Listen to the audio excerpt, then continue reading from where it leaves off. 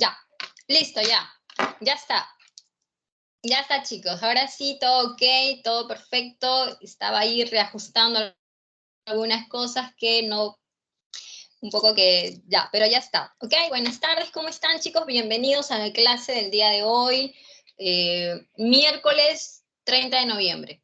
Se terminó el mes de noviembre, entramos a diciembre, que es lo último del año, pero estamos por buen camino, ¿verdad? Estamos estudiando mucho, imagino que ustedes están a full, concentrados para su primer examen, que es ya en un par de domingos, me parece que es su primer examen, así que les va a ir muy bien, solamente esfuércense mucho, ¿ya, chicos? Así que, bueno, con este saludo, esperando que se sigan incorporando los compañeros, porque veo que no están todos, todavía no ingresan todos, están ingresando, seguro que están terminando de almorzar o están de repente pues acomodándose para entrar a la clase, así que no hay problema, se van a ir incorporando y nosotros vamos empezando, ¿ya, chicos?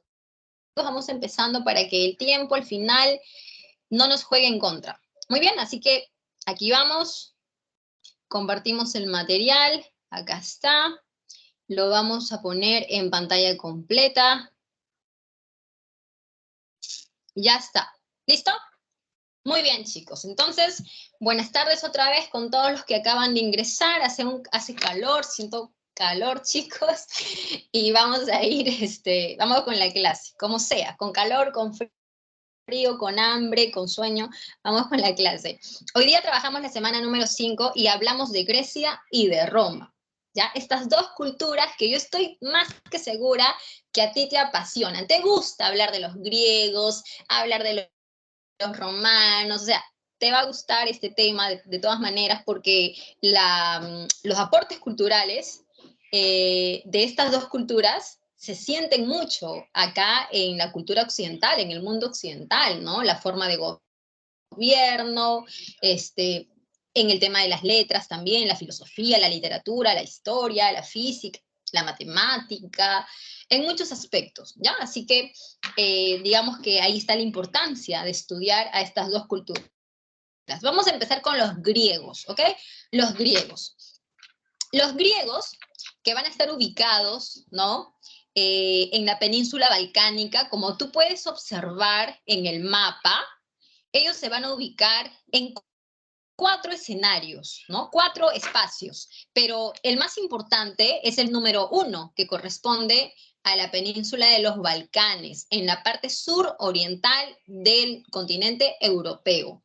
Ahí se van a encontrar las polis más importantes como Atenas, como Esparta, como Micenas en la etapa prehelénica, ¿no? Tebas, ¿no? Corinto, entre otras más. Pero, como dije, son 4 escenarios, así que esta solamente es la primera. La segunda, el segundo escenario corresponde al mar Egeo, y ahí vamos a encontrar muchas islas que van a ser colonizadas por los griegos en la etapa arcaica, ¿ok? Así que las islas del mar Egeo es el segundo escenario, es lo que se llamaba la Grecia insular.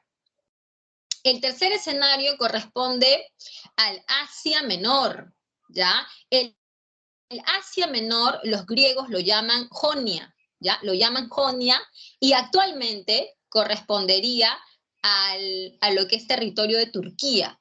Pero como tú puedes observar, los griegos solamente se van a establecer en la zona de la costa, ¿ya? Solamente ahí, ¿ok? Y el último escenario, pero no menos importante, es el sur de la península itálica, donde también hay polis importantes como Tarento, como Siracusa, como Crotona, y a este escenario se le conoce como la Magna Grecia, ¿ok? Entonces, son los 4 escenarios que, como puedes darte cuenta, están desplegados a lo largo del Mediterráneo, ¿ya? Estos escenarios geográficos están bañados por el mar Mediterráneo. Muy bien. La palabra heleno, porque ahí dice, ¿no? Mapa del territorio ocupado por la civilización helena. Jóvenes, el término heleno viene de Helen.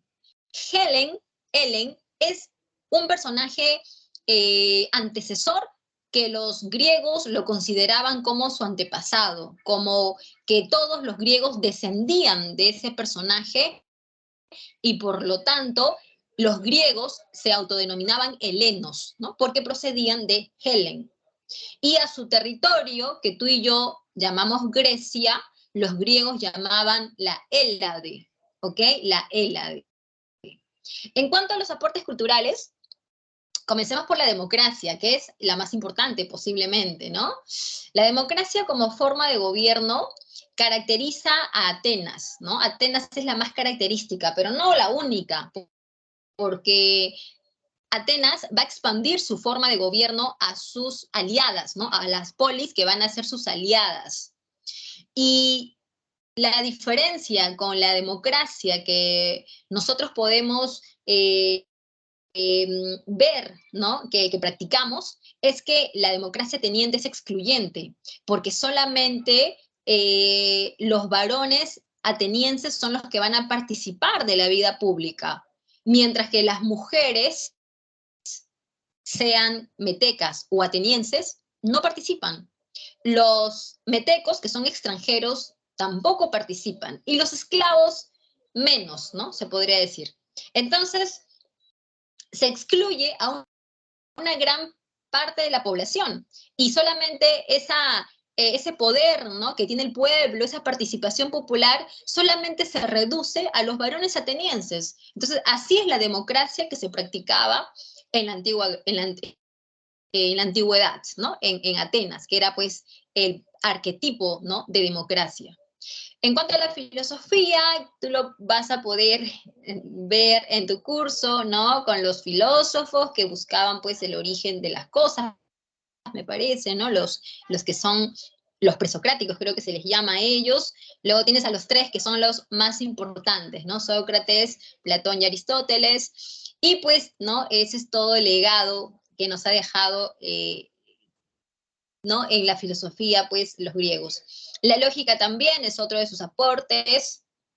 La estética, jóvenes, que es bastante particular observar cómo los griegos podían admirar la belleza. O sea, ellos decían, la belleza solamente puede ser creada por el hombre. Solamente el hombre tiene la facultad de crear belleza. Y solamente el hombre puede admirar la belleza, percibir la belleza. Es una cualidad de nosotros. Y en ese sentido, ellos van a buscar eso, van a buscar transmitir ese ideal.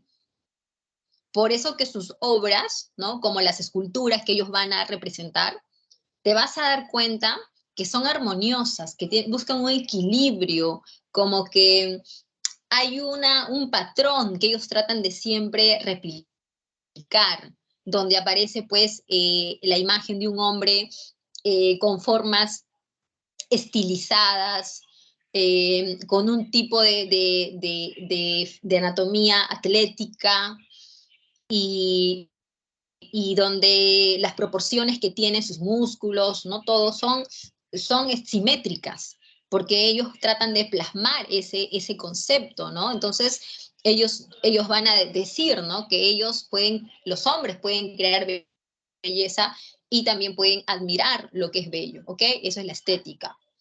Los géneros literarios, que tú los conoces por tu curso de literatura, ¿no?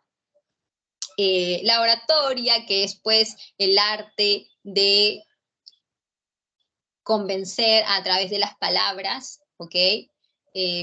Los juegos panhelénicos, que son un conjunto de juegos que eran muy importantes en la antigua Grecia. Y de esos juegos panhelénicos hay uno que era el más destacado, se podría decir. Estamos hablando de los Juegos Olímpicos, ¿ya? Que era parte de los Juegos Panhelénicos.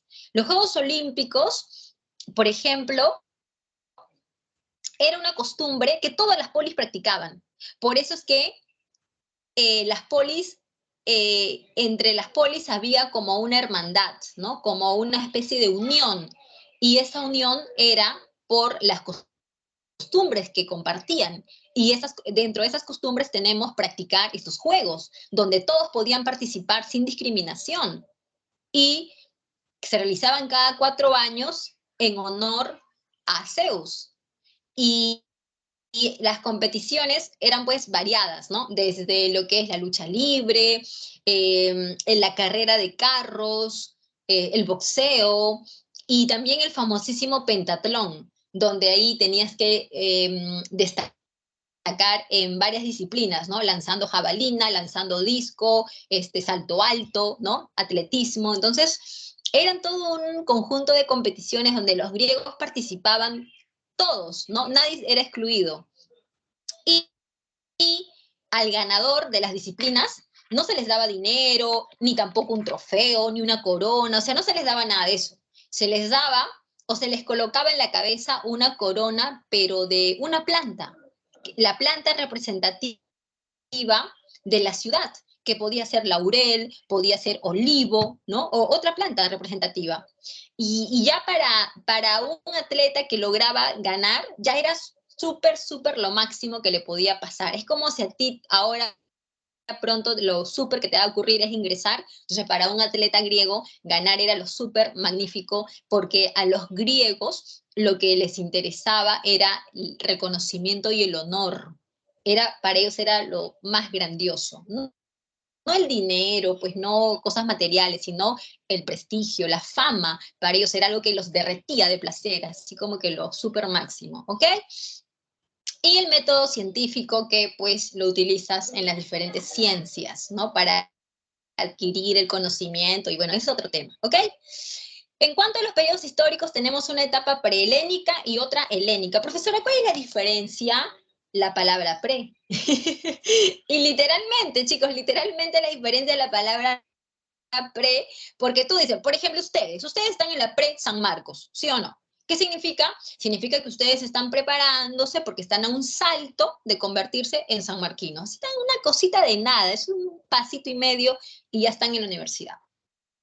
Entonces, la etapa prehelénica es una etapa antecedente del mundo heleno, es una etapa de formación donde están los orígenes, donde están los cimientos de lo que posteriormente será el mundo heleno, con todas las características que ahora lo vamos a ver. Entonces, acá en esta etapa prehelénica encontramos dos pueblos que van a alcanzar un alto desarrollo, ¿no? Una trascendencia histórica por acontecimientos que van a ocurrir. Por ejemplo, en el caso de Creta, que es una isla que va a estar ubicada al sur del mar Egeo, esta isla se va a convertir en una isla pues poderosa, rica, importante. ¿Y por qué, no? O sea, profesora, pero ¿qué tenía ella que no tengan las demás? ¿Ok? Lo que desarrolló Creta es el comercio marítimo. Y eso pues es obvio, ¿sí o no, profesora? Pero obvio, pues si está rodeada de puro mar, ¿qué más va a ser, no? Comercio. Claro que sí. Y este comercio que va a desarrollar va a ser tan importante para ella que el poder de sus reyes se va a cimentar en su comercio que ellos van a tener. O sea, el poder político va a estar sustentado en base al comercio marítimo. ¿A eso cómo se le llama, profesora? Se le llama talasocracia. Cuando el poder de los reyes, de los gobernantes, se sustenta, se cimienta en el comercio en el mar. Y Creta tenía esa característica, ser una potencia talasocrática. El palacio de Knossos es algo así como el palacio principal donde vivía el rey. Precioso, con las paredes y los muros dibujados, pintados, muchas habitaciones, como ahí dice, ¿no? Con más de 700 estancias, ¿no? Ambientes diversos, varios niveles, decorado, entonces era hermosísimo. Y en la antigüedad, estamos hablando de más de 2000 años antes de Cristo, jóvenes, ¿ok? Acá se cuenta una leyenda que tú la debes conocer y que solamente lo vamos a mencionar así muy chiquito porque no alcanza el tiempo, chicos. La leyenda del Minotauro. Esta leyenda donde Minos tuvo un hijo que tenía cuerpo humano pero cabeza de toro. Y en realidad no era su hijo, pues, porque su esposa Pasifae lo había engendrado con un toro. pero como nació de su esposa, por lo tanto era hijo de Minos. Por eso que Minotauro significa el hijo, o mejor dicho, el toro de Minos, Minotauro. Según la leyenda, la mitología griega, el Minotauro fue encerrado en un laberinto porque comía carne humana, pues. Y finalmente el héroe llamado Teseo va a ingresar al laberinto, mata al Minotauro y logra escapar vivo. Y así termina esta leyenda. Pero ¿cuál es el enfoque de la leyenda? O sea, ¿qué es lo que quiere transmitir? El poder que tenía Creta, pues jóvenes, porque dentro de la narración de esta leyenda se menciona que de distintas partes del mundo griego enviaban jovencitos a hacer comida de este monstruo. Desde Atenas, por ejemplo, enviaban cada año jóvenes, mujeres y hombres, para que sean el almuerzo del Minotauro. ¿Y por qué eso? Dime, ¿por qué tendría que ocurrir eso? Porque todas ellas estaban subordinadas a Creta, pues Creta era tan poderosa que podía imponer ese tipo de ofrendas y eso era debido a su poder, ¿ok? Los aqueos llegan, invaden, destruyen Creta, la van a destruir, la van a atacar y eso hace que Creta llegue a su final y el poder se traslade hacia la zona balcánica, donde se van a fundar nuevas ciudades como Tirinto y Micenas, ciudades que van a ser fundadas por los aqueos. Entonces, esta es la famosa etapa micénica. Y acá lo que destaca es un hecho del cual se ha dicho mucho y que en realidad falta definir verdaderamente su trascendencia histórica, porque en la mitología griega esto es muy conocido. Esta es la guerra de Troya, ¿no? En donde pues Homero nos narra casi se podría decir que el final de la guerra, ¿no? Porque los últimos 10 días del 10º año es como el final de la guerra, el desenlace. Y también Homero, ¿qué nos dice? Que la guerra se originó por el rapto de Helena, porque recuerda que Homero es un historiador, pero él siempre sus narraciones lo llevaba por el lado de la mitología, del poder de los dioses. Eso te lo expliqué la primera semana. Entonces, ¿qué dice Homero? Que la guerra fue por el rapto de Helena. Lo cual, pues, déjalo en la mitología, porque en realidad el motivo real es lo siguiente, mira. Si tú observas el mapa que está ahí, ¿no? Debajo de donde dice oscuro hay un mapa, y te vas a dar cuenta que, pues, en este escenario donde voy a poner el cursor, ahí hay una polis. Bueno, no era una polis, disculpen, era una ciudad llamada Troya. Uy, se desapareció el cursor, tengo que mover para que aparezca otra vez. Ahí. Esta ciudad llamada Troya tiene una ventaja. ¿Sabes cuál es su ventaja? Que controla este pase que está ahí, que estoy señalando con el cursor. Este pase es el estrecho de los Dardalenos. Este estrecho te comunica con el mar de Mármara. Este es el mar de Mármara. Luego hay otro estrecho que es el estrecho del Bósforo y que te comunica con el mar Negro. Los griegos utilizaban esta ruta para poder comercializar, porque recuerda que muchas polis griegas eran comerciantes, ¿no? Como Atenas, por ejemplo, que era pues comercial. Entonces, utilizaban esta ruta pasando por el estrecho de los Dardalenos, el mar de Mármara, el estrecho del Bósforo, para llegar hacia la zona del Mar Negro, que los griegos llamaban Ponto Euxino, ¿no? Así llamaban al Mar Negro. ¿Y por qué, profesora, querían llegar los griegos ahí? ¿Por qué? Para comercializar con ese escenario, pues comercializar en la parte de Asia. Pero acá viene el problema, que los troyanos, que por acá lo vas a ver mejor, mira, ahí está Troya en el mapa, los troyanos van a comenzar a cobrar excesivos impuestos, ¿no? Para que los barcos griegos puedan pasar por este lugar, y esto da origen a la guerra de Troya, ¿ya? A esta guerra, pues, donde los griegos se enfrentaron a los troyanos, los dioses se dividieron, mitad para acá, mitad para allá, y al final, pues, duró varios años y ya está, esa es la guerra. ¿Quiénes ganaron? Ganaron los griegos, ¿no? Con el famoso caballito de Troya. Muy bien, chicos, la etapa micénica termina cuando los dorios, jonios, eolios y aqueos invaden Micenas, ¿no? Invaden Tirinto, y acá, chicos, lo que va a ocurrir es una etapa de destrucción. Y cuando llegamos a esta etapa de destrucción, ya estamos en el mundo helénico. Desde aquí ya entramos al mundo helénico. Se llama etapa oscura por toda la destrucción que vas a encontrar. Se destruye los templos, se arrasan con los campos de cultivo, desaparece la escritura lineal A, la gente huye. Es una etapa así oscura, como de noche, ¿no? Algo así. Por eso, sí estoy compartiendo pantalla, chicos, porque inclusive lo estoy viendo en mi celular. Sí estoy compartiendo. A ver, chicos, confirmen, no me asusten, por favor, ¿eh? No sean así. A ver, ¿cómo? Sí se ve, está bien. Claro, ahorita no, porque lo puse para leer sus... Sí, Dayana, de repente hay un problemita. Ya, ahí fíjate bien, por favor, para que puedas verlo, ¿ya? Ok, regresemos. Ya, gracias chicos por responder. Entonces, puedo constatar de que están ahí, chicos, porque ustedes son un salón dinámico. O sea, está muy bien, porque tengo algunas aulas que son muy tímidos mis alumnos. Les digo algo y es un silencio sepulcral. Pero bueno, así es la diversidad, pues, ¿no? Todos no somos iguales. Entonces, en la etapa oscura es una etapa de mucha destrucción, por eso que le han llamado oscuro. Además, que no hay evidencias materiales escritas porque las invasiones destruyeron todo. ¿Ok? Ahora, pasamos a la etapa arcaica. Y acá, jóvenes, hay una, digamos que es similitud que quiero encontrar, ¿no? Por ejemplo, si tú me dices, profesora, yo tuve un celular que me lo robaron en el carro. Y mi celular era viejito, profesor, era un Nokia de hace pues 8 o 10 años que, ¿no? Lo tuve, pero, me duró un montón. Pero me lo robaron y ahora mis papás me van a comprar unos súper moderno, un iPhone o no sé, uno de alta gama, así súper, tú contento, ¿no?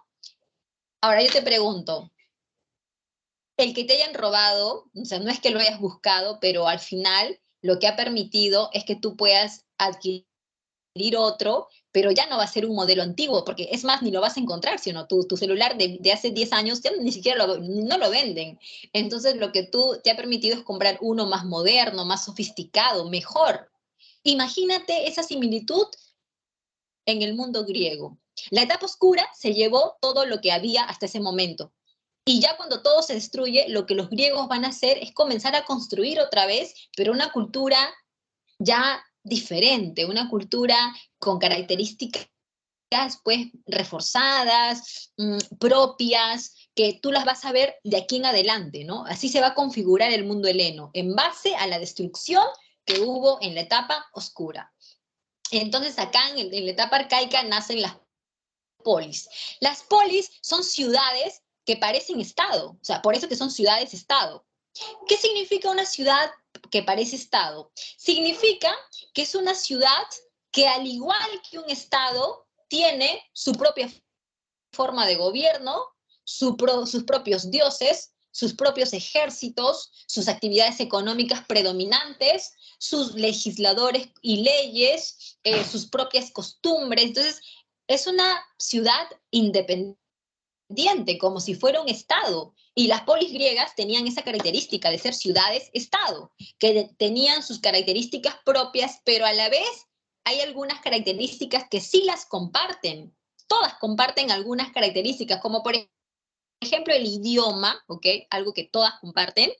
Número 2, sentirse herederos de un mismo ancestro que se llamaba Helen, ¿no? Esa sería otra idea que también comparten. La religión, si bien es cierto, cada polis tiene su dios local, como por ejemplo Atenas, que tenía como diosa a Atenea, ¿no? Pero también es cierto que todos adoran a los dioses del Olimpo, que eran pues estos dioses como Zeus, que Atenea, Hera, Ares, Hermes y todos estos dioses, ¿no? Que eran pues bellos físicamente, eran perfectos, inmortales, pero con defectos, ¿no? Qué particular de los dioses griegos que todos tenían una especie de defecto que los caracterizaba, ¿no? Y todos vivían en el Olimpo, ¿no? Entonces, todos comparten los mismos dioses del Olimpo, pero cada polis también tiene su dios protector particular, ¿no?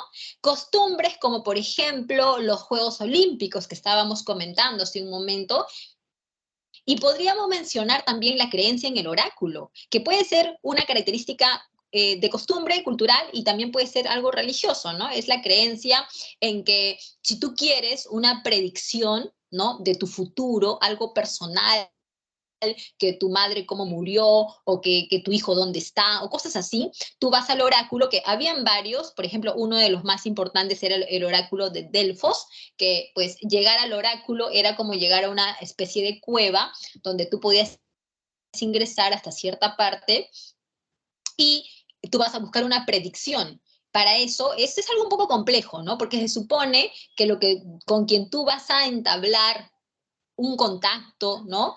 Es con una, ¿cómo se les llama esta? Una pitonisa, ¿no? La pitonisa es como una especie de persona que te transmite el mensaje del oráculo. Y el oráculo es la representación de algún dios, ¿no? El oráculo representa como a los dioses. Y tú vas, pues, no a conocer al oráculo, tú no sabes quién está detrás ni nada, tú lo que vas es a pedir una predicción. La predicción que el oráculo da, la pitonisa lo interpreta. Por eso decían, por eso que los griegos decían, el oráculo nunca se equivoca. De repente, quien se equivoca es la pitonisa, porque no transmitió bien la predicción. ¿Ok? Pero es algo que también los griegos compartían, ¿no? Esta creencia, ¿ok?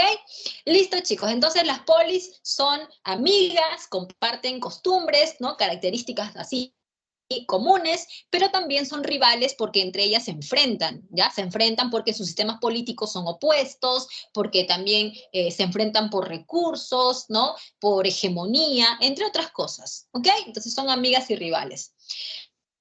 En la etapa arcaica es el periodo de las colonizaciones. Recuerda que hace un momento yo te estaba diciendo que los griegos se van a establecer en 4 escenarios. El primero fue la zona balcánica, pero luego hacia la costa del Asia Menor, hacia el mar Egeo, hacia la zona de Italia, y eso va a ocurrir en el periodo arcaico. ¿Por qué? ¿Qué es lo que pasó?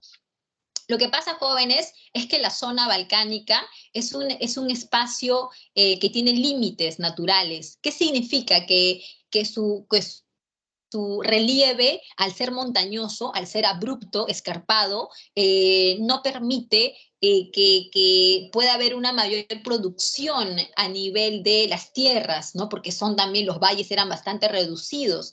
Entonces, esto se convierte en un problema cuando los pueblos comienzan a crecer, a aumentar. Entonces, hay más familias, ¿no? Comienza a haber un aumento de la población y ya el espacio se vuelve muy reducido, y más aún los recursos también son limitados. Entonces, ese es un primer factor por el cual muchas familias van a juntarse y se van a ir a migrar hacia otro lugar, ¿no? Buscando dónde establecerse.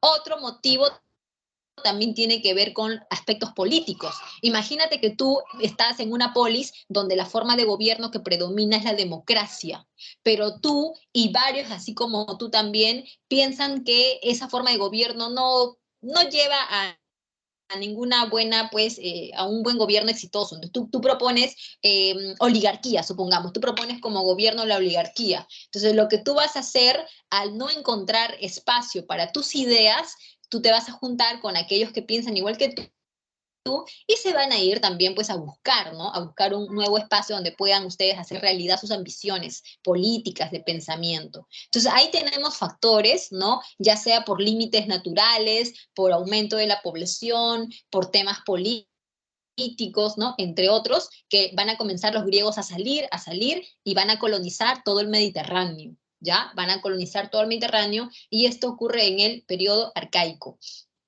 Para colonizar el Mediterráneo necesitas dos cosas, digamos. Uno, consultar al oráculo, si es que es propicio que tú te dirijas en este momento, porque de repente el oráculo te dice, no, ahora espérate, que todavía no es el momento. Entonces hay que consultar al oráculo para ver si era apropiado, ¿no? Y también es necesario utilizar la fuerza. Por lo tanto, los ejércitos van a ser muy importantes en esto, porque tú no pienses que pues los griegos van a ir a una isla y muy bonito se van a establecer y todos felices. No, porque para poder colonizar un lugar vas a tener que enfrentarte a los pueblos nativos que están ahí y lo que vas a hacer es imponerte y eso es pues conflicto, eso es violencia. Entonces los ejércitos van a tener también un papel muy destacado en esto, ¿ok? En el periodo clásico, que lo vamos a ver a continuación, ya, igual que el helenístico, entonces eso lo vamos ahora, así que lo que vamos a hacer ahorita es ver Esparta y Atenas, así rápidamente, ¿ok? Esparta, uy, son las 3 ya, Dios mío. No, pero hemos empezado 2:30, me estaba equivocando, pensé que habíamos empezado a las 2, me estaba asustando, hemos empezado 2:30, ya. Esparta es una polis ubicada en la península del Peloponeso y su origen se encuentra en un pueblo indoeuropeo llamado Dorios, ¿ya? Ahí está el origen étnico de los espartanos, los dorios.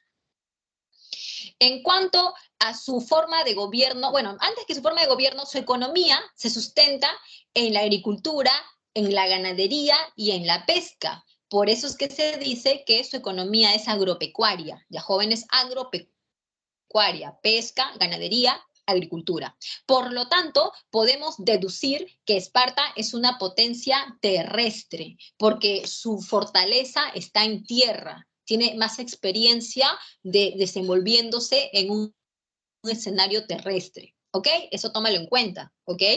Ahora, socialmente vas a encontrar que solamente los homoios son los que se consideran ciudadanos y ellos son los que van a poder ocupar cargos públicos, tomar decisiones, ser parte de los ejércitos, entonces solamente ellos tienen esos, ¿no? Esas facultades, privilegios, pero varones, ¿ah? Varones, o sea, acá las mujeres, hay mujeres homoio, por supuesto que sí, pero no tienen la misma facultad que un varón, jamás de los jamases. Recuerda que Grecia y Roma son dos culturas que marginan a la mujer, ¿no? Machistas, como se podría decir, ¿no? Entonces, la mujer puede ser, pues, de una familia noble, ¿no? Un papá influyente, qué sé yo, lo que tú quieras, pero no tiene la facultad de poder expresarse, participar como un varón, ¿ok? Esa facultad solamente lo tienen los varones. Jóvenes, hablando de las mujeres, han habido preguntas sobre las mujeres en la antigua Grecia, ¿no? ¿Cuál era el papel que ellas tenían? El papel de una mujer es en el hogar. Cuidar a los hijos, mantener el hogar limpio, el hogar ordenado. Inclusive, dentro del hogar hay un espacio exclusivo para la mujer, ¿ya? Vamos a ponerlo acá, en el chat. En el chat lo voy a poner. El espacio donde la mujer se desenvuelve en el hogar es el gineceo. ¿Cómo es esto? A ver, ahí está, ahí llegó el comentario. ¿Cómo es esto? Una casa tiene varios ambientes, ¿no? El cuarto, la cocina, el patio, la sala, ¿sí o no? Pero imagínate que de toda tu casa, sala, cocina, cuarto, baño, todo, hay un espacio que es exclusivamente para que tu esposa y tus hijos estén ahí la mayor parte del día y ella se encargue de educar a tus hijos, pues, ¿no? Entonces, el gineceo era ese espacio donde las mujeres estaban la mayor parte del tiempo con los niños. Ahí está, ¿no? Se dieron cuenta que gine viene de mujer y pues ginecología, por ejemplo, ya sabes dónde viene el término, ¿no? Ginecología, ¿ok? Ya te diste cuenta. Entonces, así era, pues, ¿no? Esparta, Atenas, ¿no? El mundo griego era machista. El mundo romano, peor todavía. Peor, de Cleopatra, los romanos, ¿qué no dijeron? ¿Ok? Había mujeres que sí eran sobresalientes, que podían ser preparadas a hablar mejor que un hombre. Porque recuerda que para los antiguos griegos, el tema de la oratoria era algo importante, pues jóvenes, el expresarse en público, el tener esa retórica de convencimiento, de utilizar la palabra con ese arte, ¿no? Era algo destacado, que se admiraba. Y los griegos, pues, un poquito se ufanaban de tener esa característica, pero había mujeres que también podían hablar, o sea, no es que puedan porque está permitido, sino que lo hacían bajo la ¿cuál sería la palabra? Bajo el peligro de que sean mal vistas. Y exactamente eso es lo que ocurría. Mujer que podía en una reunión hablar frente a los hombres, la van a llamar hetaira, ¿ya? La hetaira era como una mujer que por un lado podía ser muy sobresaliente, admirada por sus cualidades de preparación, pero por otro lado era como una dama de compañía, que la mayoría de los hombres la van a ver como, oye, esta mujer que hace acá, ¿no? No era bien vista, ¿ok? Y el término hetaira hasta la actualidad es un sinónimo de prostitución, creo, más o menos la idea tiene que ver con eso, ¿no?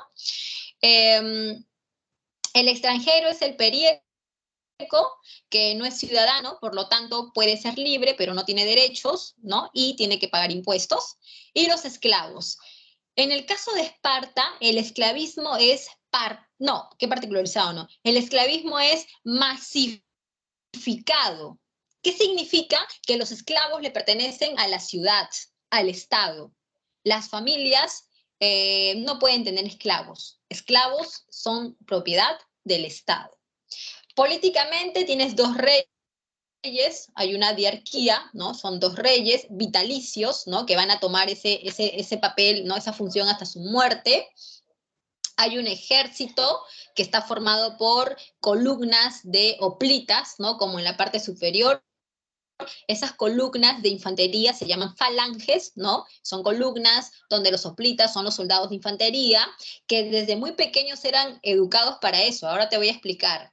Entonces, ahí tienes el ejército que está supervisado por la diarquía y que a la vez también la dirige. Tienes a los fiscalizadores como supervisores, que son los eforos, y ahora vienen las dos asambleas con más poder en Esparta. Los gerontes, que conforman la gerusia, son los que hacen las leyes, y la apela, que está conformado por todos los homoios, ¿no? Esa es la asamblea popular. La asamblea popular, que es la apela, ahí están todos los homoios varones, y ahí ellos discuten, ellos hablan, si esta ley va, si esta ley no va. Entonces, esa es la apela, se podría decir que es el organismo más importante, el más poderoso, ¿no? En Esparta, ¿no? Licurgo es el principal legislador. Es como decir Pericles de Atenas. Licurgo es el principal legislador. Era un personaje pues destacado, ¿no? ¿Por qué? Porque la mayoría de las leyes que Esparta va a tener son obra de Licurgo. Él es el que va a crear el 99% de la legislación espartana, incluida la reforma educativa, en donde se tiene esta misión de que un bebé al nacer hay que evaluar si es que es sano, si es que presenta características que son útiles para el Estado. Si el bebé es enfermizo, chiquito, flaco, muy oscuro, un lunar grande, qué sé yo, bebito, adiós, ¿no? Se deshacían del bebé. Solo se quedaban con los bebés más perfectos, más sanos. Esos jóvenes tienen un nombre. Eso se llama eugenesia, ¿ya? La eugenesia es la búsqueda de seres humanos perfectos. Ahí está, ¿ok? Luego este bebé, a los 5 años, el Estado tomaba, pues, digamos, posesión de ellos, tutela de ellos, ¿no? Porque comenzaban a educarlos de una manera castrense, ¿no? Ya tú te imaginarás, ¿no? Hacerlos participar, pues, de competiciones, fuerza, destreza y qué sé yo, ¿no? Educación castrense. A los 18 años ya te convertías en una hoplita, y hasta los 60 años tú combatías en una falange y dabas tu vida por tu ciudad. Y luego de eso ya como que te jubilabas, se podría decir, ¿no? Ok, muy bien, vamos a ver Atenas. Chicos, lo que faltó decir de Esparta, y lo que no estaba puesto ahí, me parece que me asombra, es que Esparta, su forma de gobierno es aristocracia terrateniente. Significa que en Esparta los que van a tomar el poder son los hombres ricos, pero que esa riqueza se debe a la propiedad de la tierra, o sea, son los grandes dueños de tierras. Entonces, esa aristocracia terrateniente es la que predomina en Esparta, o sea, ellos son los que toman el poder. Y el resto de la población pueden opinar, pueden tener cargos menores, pero el poder se centra en esta clase aristócrata, ¿no? Que conlleva la mayor propiedad sobre las tierras, ¿ya? Entonces, esa es la forma que predomina en Esparta. En el caso de Atenas, es una polis que tiene su origen en los jonios, ubicada en la península del Ática. Estamos hablando de una polis eminentemente comercial. Su fuerte es el comercio. Así que Atenas en comercio es imparable. Por lo tanto, podemos deducir que es una potencia en el mar. Imagínate algo así como Inglaterra, ¿no? Que tú sabes que Inglaterra, pues, históricamente es una potencia en el mar. Si tú la quieres atacar, bueno, históricamente por mar no han podido. Han tenido que intentarlo por aire, como los alemanes, ¿no? En la Segunda Guerra Mundial, que intentaron, pues, atacarla bombardeando sus ciudades durante muchos meses, pero al final, pues, los ingleses no se derritieron, no capitularon. Entonces, imagínate en la antigüedad a Atenas con esa característica, que mucha experiencia, mucho poder en el mar, por lo tanto, pues era una potencia marítima. Y Esparta era una potencia terrestre. En una guerra, tú ya sabes cuál es la fuerte, ¿no?, de cada una. En Atenas se ensayaron distintas formas de gobierno, hasta la última que fue la democracia, ¿no?, que se consolida con Pericles. Pero por ejemplo, tenemos la monarquía, que es el gobierno de los reyes. Tenemos la aristocracia, que es el gobierno de los hombres que son dueños de grandes tierras, ¿no? Como más o menos el caso de Esparta, ¿no?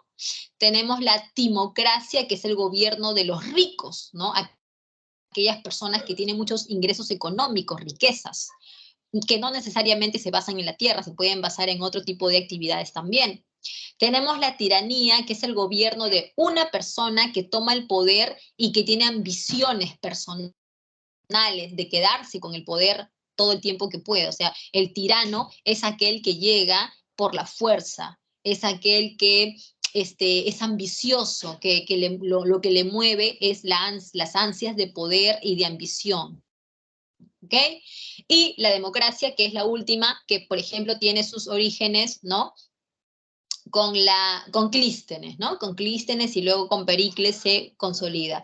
Ahí tienes algunos legisladores, míralos, ahí está Dracón, está Solón, está Clístenes y el gran Pericles. ¿No? El código de Dracón es lo que se conoce como el código draconiano o código severo. ¿Por qué, profesora? Porque las leyes en Atenas eran orales. Y tú sabes cuál es el problema cuando algo es oral, ¿sí o no? Deja un margen para que haya interpretaciones, para que haya vacíos, para que no se cumpla la ley como debe ser. Por eso es que Dracón lo que va a hacer es recopilar las leyes y ponerlas por escrito, ¿ya? Leyes escritas.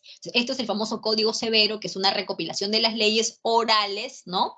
Y pues dentro de estas leyes las sanciones son bastante severas, ¿no? Por eso es que muchas veces se utiliza el término draconiano cuando tú eres muy severo en algo. De repente alguna vez alguno de ustedes le han dicho o le dirán o habrás escuchado, oye, no seas tan draconiano, ¿no? O sea, no seas tan rígido, tan severo con algo, ¿no? En el caso de Solón, organizó la forma de gobierno que fue la timocracia, que es el gobierno de la gente acaudalada, rica, ¿no? Y eliminó la esclavitud por deudas. No conviene, pues, ¿no? No conviene tener esclavos por deudas. Conviene mejor que trabajen y que puedan pagarlo, ¿no? O sea, bueno, pero en la antigüedad existía la esclavitud por deudas, existía esa cualidad. En Roma se practicaba mucho eso. Y Clístenes, que organiza la democracia. Clístenes, para poder organizar la democracia, va a establecer una práctica que es el ostracismo. ¿Ya, jóvenes? El ostracismo, que viene de la palabra ostra, ¿no? De la palabra ostra. El ostracismo se practica cuando, imagínate que dentro del aula, todos nosotros estamos convencidos de que la democracia es la mejor forma de gobierno. Pero hay un compañero, por ejemplo, Rodrigo, ahí está, Rodrigo dice, no, como que Rodrigo vemos que no está convencido, y Rodrigo tiene pues mucha capacidad de oratoria, tiene pues cierta influencia con sus ideas, y vemos que él pues comienza a criticar, a sembrar un discordia, como que, ¿no?, problemas, y para evitar que ese problema que Rodrigo genera, que él, ¿no?, representa, hay que deshacernos de él, pero no lo vamos a matar, obviamente, ¿no? O sea, no. Lo que vamos a hacer es una votación, donde todos los ciudadanos nos vamos a reunir, los varones, ¿no? Y de manera secreta, en una ostra, que era como una especie de conchita, ¿no? Ahí todos vamos a escribir si es que estamos de acuerdo en que Rodrigo se vaya de la ciudad o no. Si todos dicen que se vaya, que se largue, pues no, lo expulsamos a Rodrigo y se va, ¿ok? Porque representa un peligro para el establecimiento de la democracia. O sea que era una práctica, ¿no? O sea, donde todos podían participar como una especie de consenso. Y ahí tienes a Pericles, que más adelante lo vamos a ver. Políticamente, por ejemplo, arcontes son los gobernantes. Pues, uno de ellos era Pericles, ¿no? Pericles era un arconte, ¿no? Entonces son los gobernantes, ¿no? Son los magistrados superiores. Las Eliastas es el tribunal de justicia, ¿no? Es el tribunal de las Eliastas, así su nombre, ¿no? Tribunal de las Eliastas, son los jueces que eligen, no, bueno, no. Y luego tenemos las asambleas, así como en Atenas, digo, como en Esparta, tú tuviste a la pela y a la jerusia, acá tienes a la bule y a la eclesía. La bule es la que propone las leyes y la eclesía es la que aprueba o desaprueba, ¿ok? La eclesía, que es la que tiene mayor poder, chicos, el mayor poder no está en hacer las leyes, el mayor poder está en aceptarlas o rechazarlas, ahí está verdaderamente el poder. Así que en el caso de Esparta, la pela, en el caso de Atenas, la eclesía. La eclesía de Atenas, además de aprobar o desaprobar leyes, también se encarga de la elección de los jueces y también de los estrategos, que van a ser los comandantes militares, ¿ok? Por ejemplo, Pericles, además de ser un arconte, también era un estratego, también era pues un comandante para los tiempos en que habían pues guerras. Las guerras médicas. Las guerras médicas son un conflicto de la antigüedad, uno de los más importantes, que va a enfrentar a los griegos contra los persas. Griegos contra persas, profesora, qué interesante. ¿Quién ganó? Los griegos, ¿ok? Los griegos ganaron. ¿Cómo es esto? Mira, lo que tú ves en el mapa, ahí en la parte izquierda, lo que está de color verde, es el escenario que los persas van a lograr conquistar, ¿no? Es la zona donde se van a expandir, que como puedes ver es un escenario bastante, pues, grande. Y el problema se va a generar cuando los persas llegan hacia la parte de la Jonia, porque recuerda que la Jonia es el escenario donde están las polis griegas. Entonces, acá va a ocurrir algo, que las polis que van a estar ubicadas en la zona de la Jonia van a comenzar a ser controladas por el dominio persa. Y justamente dentro de la administración política persa habían unos gobernantes provinciales llamados sátrapas. Entonces, el sátrapa es un gobernante provincial persa que se encarga de cobrar tributos. Entonces, imagínate que los sátrapas, cuando cobran el tributo en esas polis griegas de la Jonia, pues son abusivos, como que se genera cierta situación donde las polis griegas cada vez van a estar más renuentes. Entonces, aquí vamos a encontrar pues uno de los orígenes, ¿no?, de esta guerra, porque acá estamos viendo que el imperio persa, producto de su expansión, se están generando estas rivalidades y la intención de los persas era continuar expandiéndose más todavía. Eso significa que si los persas lograban continuar con su expansión, en algún momento iban a llegar hasta la zona del Egeo, de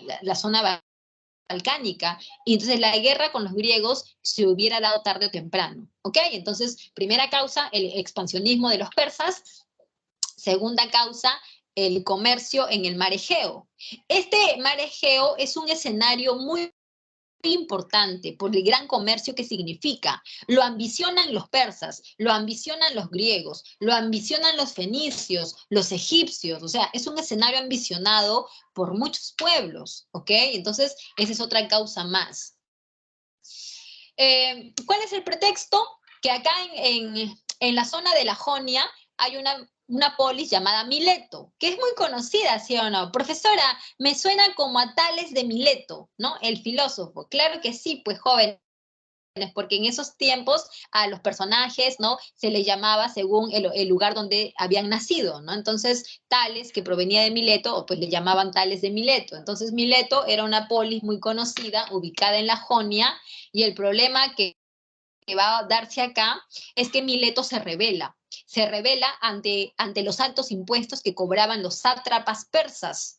Y ante esto, pues, hay un conflicto que se genera entre ellos, y el punto fulminante es cuando Mileto incendia la ciudad llamada Sardes. Esta ciudad Sardes era la capital de Lidia, que para los persas significaba pues un espacio muy importante de recursos. Entonces, cuando Mileto incendia este lugar, los persas van a tratar de aniquilarla, y es ahí donde Mileto pide ayuda a los griegos, ¿no? Y los griegos, por supuesto, que van a ir en su ayuda, porque recuerda que a pesar de las rivalidades, ellas eran hermanas, todas las polis eran como una gran familia, ¿ok?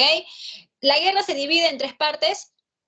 Vamos a ver que en la primera hay una batalla que es Maratón, ahí dice, ¿no? Fue el encuentro más importante de la Primera Guerra Médica, victoria de los atenienses. Ahí tienes una imagen y ya nos dice que la victoria fue de los griegos atenienses, ¿ok?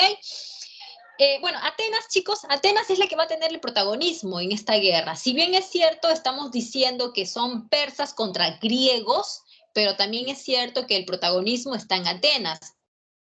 Inclusive Atenas va a formar su propia alianza con otras polis, a lo que se llama la Liga de Delos, donde Atenas la va a liderar y eso la va a convertir en una polis pues más poderosa de lo que era. Entonces vamos a ver que en la Segunda Guerra Médica, Atenas forma su alianza, ¿no?, que se llama la Liga de Delos. Ahora, en esta Segunda Guerra Médica hay una batalla donde los persas van a ganar, ¿no? Ganan una batalla más, no la guerra, como tú sabes. Y esta batalla es muy conocida, está hasta en el cine. Bueno, en el cine, la película que han hecho de este momento es la famosa película 300, ¿no? Y esto corresponde a la batalla de las Termópilas, ¿no? Las Termópilas es un desfiladero donde las tropas del rey Leonidas y sus 300 espartanos se van a encontrar con 20.000 persas liderados por el rey Jerjes I, porque su padre, Darío, había muerto en la Primera Guerra Médica. Entonces Jerjes es su hijo que lo va a reemplazar. Y para la Tercera Guerra Médica ya Jerjes también muere y quien lo reemplaza es su hijo Artajerjes. ¿Ya? Entonces, la guerra médica es pues una guerra larga, ¿no?, de varias décadas, ¿ok? Entonces vamos a ver que en esta batalla de las Termópilas, 300 espartanos le van a hacer frente a un ejército de 20.000 persas. Obviamente que no ganaron, ¿no? Profesora, ¿y ganaron los 300? Obviamente no. Entonces, lo que acá se resalta, jóvenes, es la valentía, es el coraje, la fortaleza de los espartanos, ¿no?, que sabiendo que iban a morir, se decidieron igual enfrentar. Chicos, un ratito que estoy con el celular hablando y está pues en un mínimo de batería, así que voy a traer el cargador. Permítame un momento.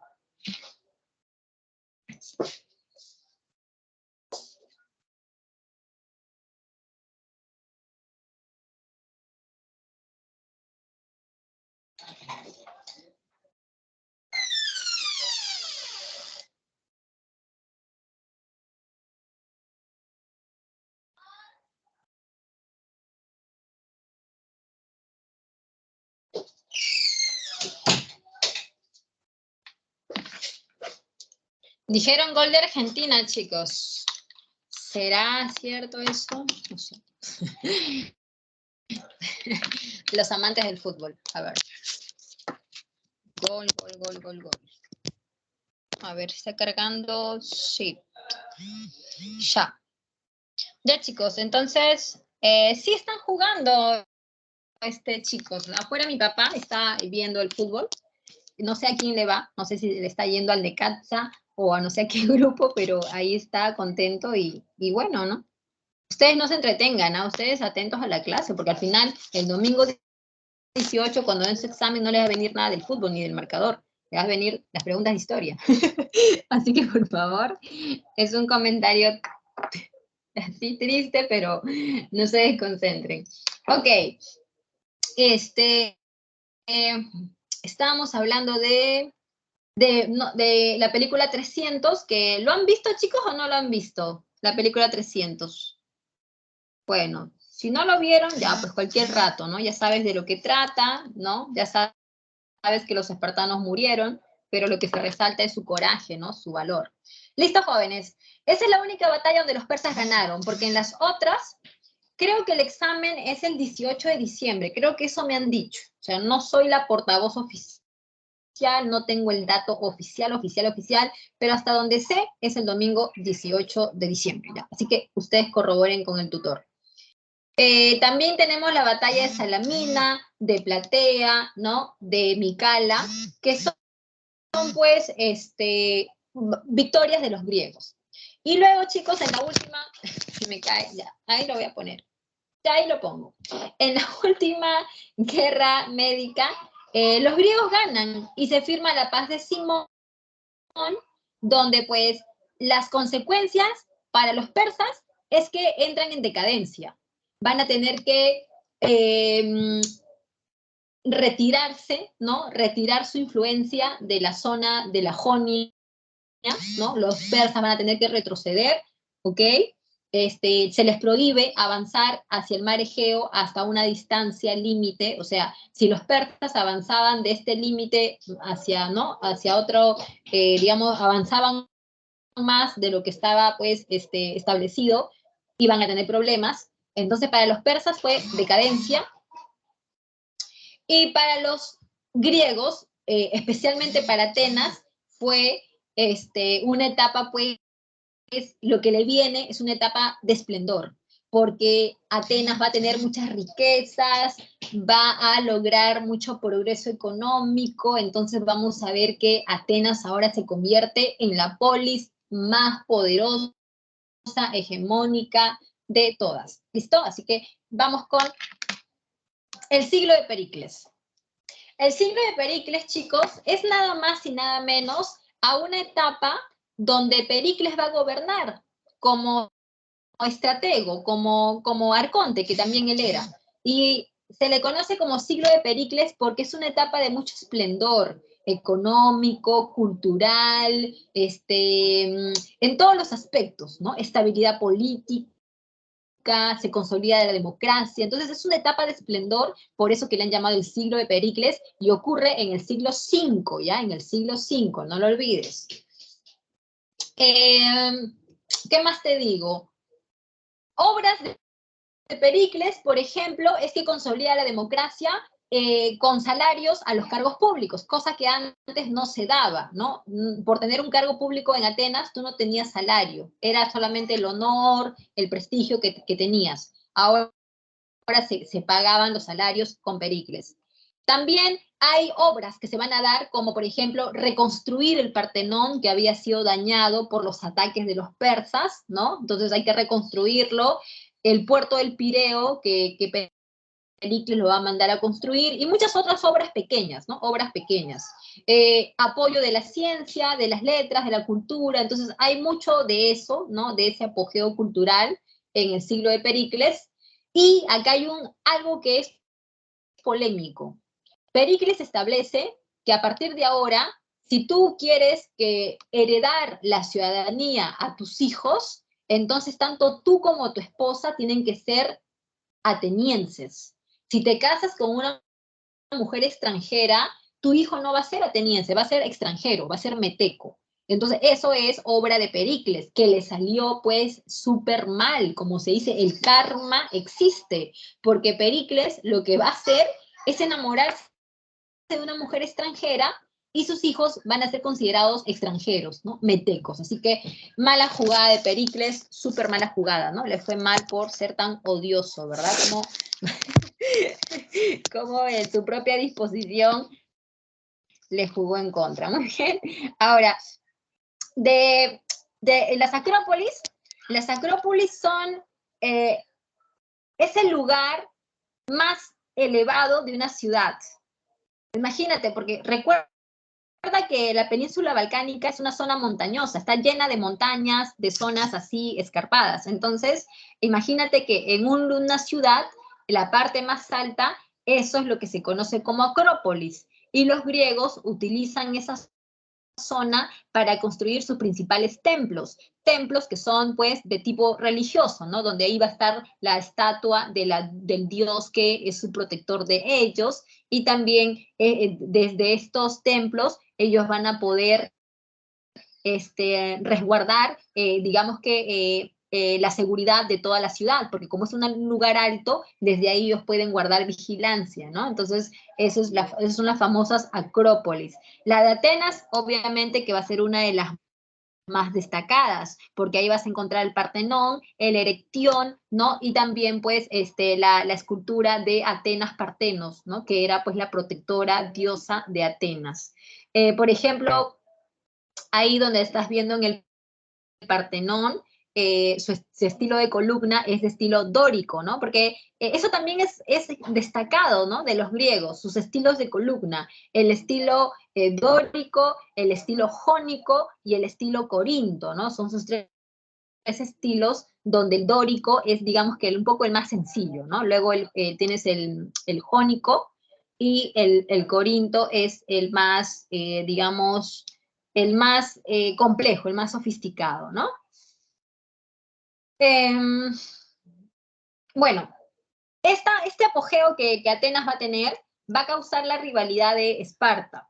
Entonces, esto va a conllevar a un enfrentamiento entre ellas, pero acá el problema se agranda, porque recuerda que Atenas tiene sus aliadas, que son la Liga de Delos. Por eso es que Esparta también va a buscar sus aliados y va a conformar la Liga del Peloponeso. Eso significa que la guerra no solamente es entre Esparta y Atenas, sino que la guerra se vuelve una guerra así, de todas las polis, porque todas van a participar, ya sea apoyando a una o apoyando a la otra. Así que es una guerra fratricida dentro del mundo griego.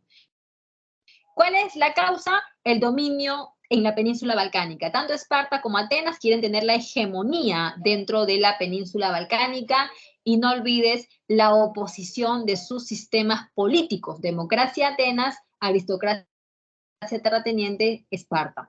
Las etapas de la guerra son tres. En la primera, cuando Esparta ataca a Atenas, la gente comienza a resguardarse en el puerto del Pireo, y todo se genera un hacinamiento, ¿no? En el puerto del Pireo se genera todo un hacinamiento porque pues falta de higiene, falta de comida, de agua. Entonces ese hacinamiento hace que se genere una peste y la gente comienza a morir de esa peste.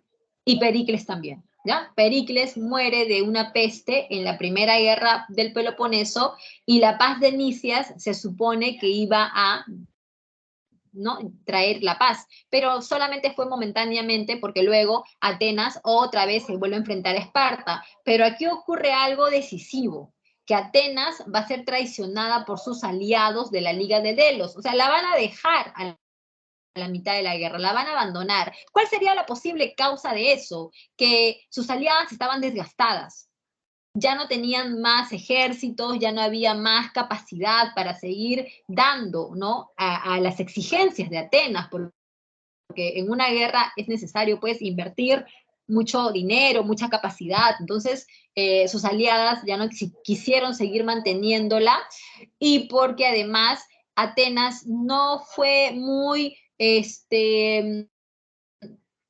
¿cuál sería la palabra? No supo retribuir la ayuda que le habían brindado cuando se dio la guerra médica, pues, ¿no? Porque ya desde las guerras médicas, Atenas había recibido ayuda de sus aliadas, y se supone que ya cuando Atenas logró ganar, tenía que, pues, retribuir, ¿no?, esa ayuda, pero no fue así, ¿no? No fue así, y cuando ocurre esta nueva guerra, ¿no?, contra Esparta, Atenas otra vez pide ayuda, pero sus aliadas como ya no estaban muy convencidas, como que aparte del desgaste que habían sufrido, hace que terminen abandonando es ahí donde Esparta va a lograr, digamos, uniéndose, ¿no? Se une a los persas y logra derrotar a Atenas, ¿ya? Así que en la tercera guerra del Peloponeso, Atenas es derrotada. En la batalla de Egospótamos, ¿no? Que es la batalla decisiva. La guerra terminó, ¿y cuáles son las consecuencias? Persia, ¿no? El imperio persa recobra su poder, ¿no? Vuelve a tener cierto esplendor. Atenas es la que va a entrar en decadencia, tanto porque su economía cae, su forma de gobierno también entra en crisis, ¿no? La democracia ya no se practica, sino más bien la situación va a ser aprovechada para que 30 tiranos gobiernen en Atenas, ¿no? Los siguientes años. Y en el caso de Esparta, va a tener hegemonía, pero solamente breve, porque al poco tiempo hay una polis llamada Tebas que se va a levantar y se enfrenta a Esparta y la logra derrotar. Entonces, ya porque ese ya es un escenario donde ya las polis están desgastadas, ¿no? Es una guerra donde ya no tiene la magnitud que tuvo la guerra del Peloponeso, obviamente, ¿no? Pero Esparta es derrotada por Tebas. Toda esta crisis que va a caracterizar a los griegos, ¿no?